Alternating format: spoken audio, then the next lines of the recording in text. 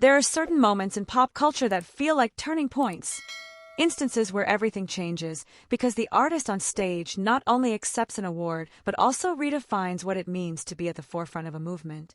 June 9th, 2025, was one of those nights. At the Peacock Theater in Los Angeles, the BET Awards were more than just a celebration, they sparked a revolution.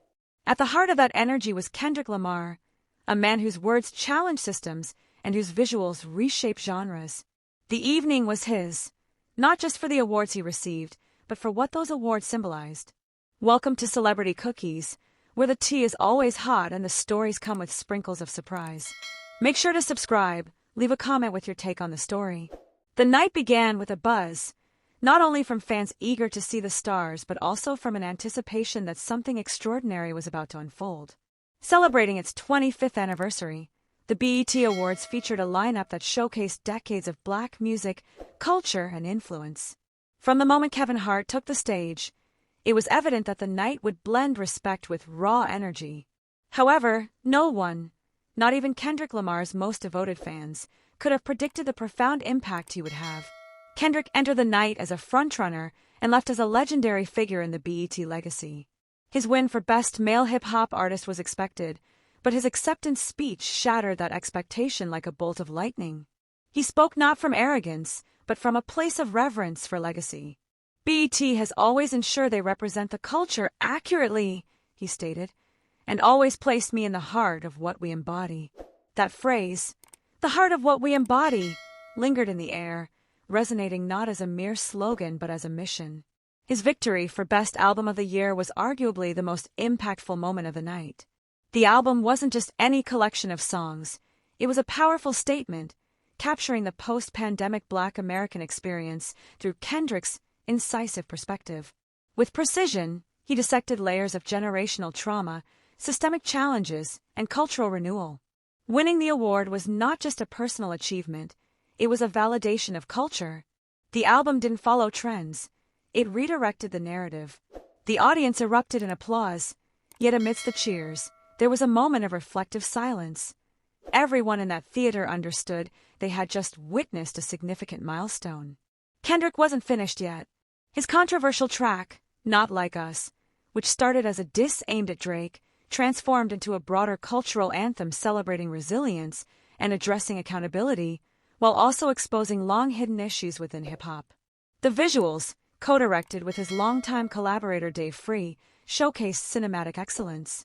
The storytelling, imagery, and symbolism came together to create a piece that could easily belong in a museum as much as it could attract millions of views on YouTube. It was only fitting that Kendrick and Doechii also won the Video Director of the Year award. Their collaboration has been one of the most groundbreaking in contemporary hip-hop, blending elements of Afrofuturism, street realism, and spiritual surrealism.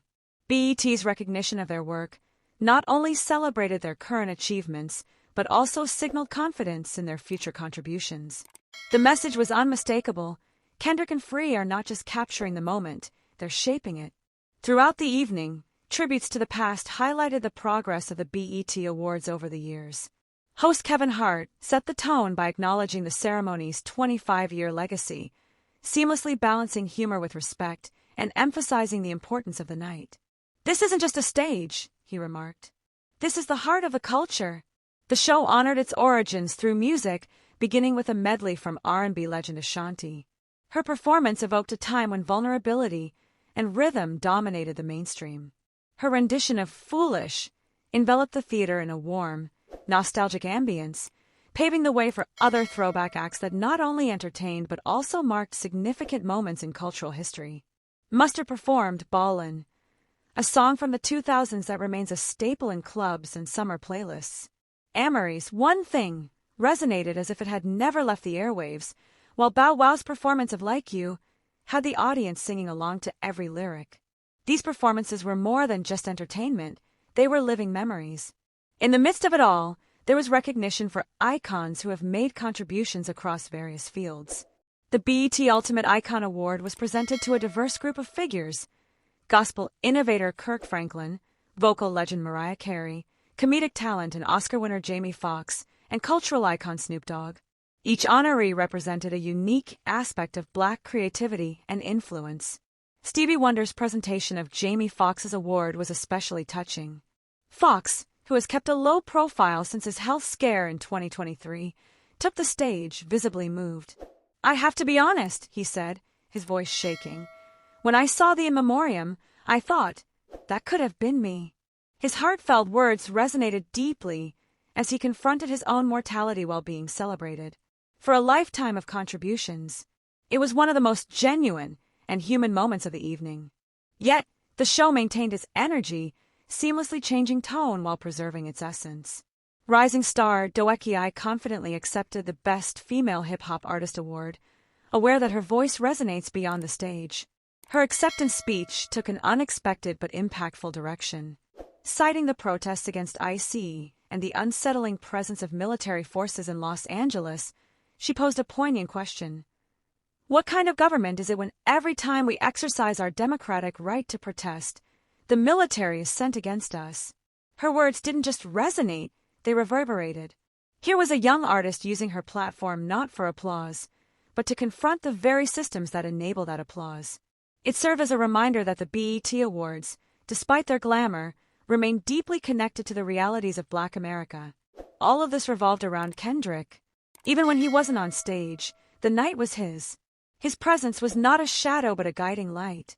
What sets Kendrick Lamar apart is not just his technical skill or mastery of language, but his unwavering ability to reflect culture, whether that culture is ready to face it or not.